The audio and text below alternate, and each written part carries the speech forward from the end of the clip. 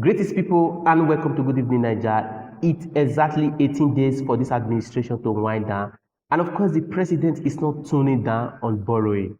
He started with borrowing and definitely wants to end with borrowing, just like Jesus started with prayers and ended with prayers. Anyway, it's a funny one. Take a look at the headline. Buhari seeks Senate approval for 800 million US dollar loan. When is this money be approved and when will the president make use of it? He just have 18 days between now and 29th of May to hand over to the next administration.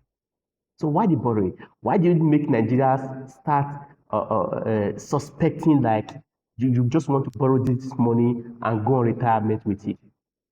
I'm not even saying it. That's what so many Nigerians are thinking. It's becoming too much.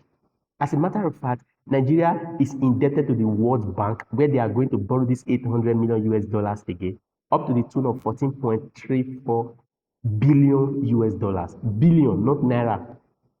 14 billion US dollars. Add this 800 million dollars to it and see how much Nigerians, you and I, and our unborn children are going to pay in the coming years. It is very sad. For me, borrowing is not bad. Even the richest economy, the strongest economy in the world, United States of America, is one of the biggest or highest borrowers in the world. But what they borrow for is quite different from what we borrow for.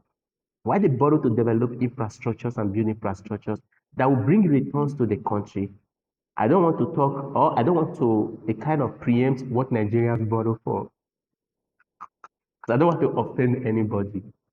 However, the time frame for this is just short.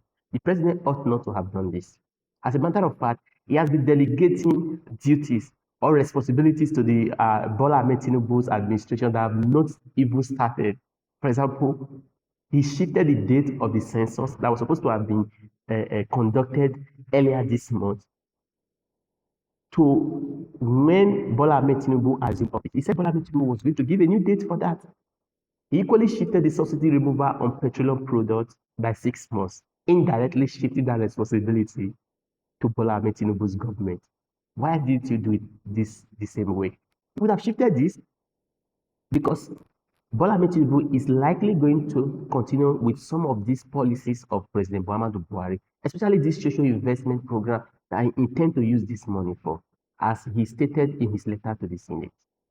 But anyway, let me hang my boot here and get your opinion on this issue. Bye.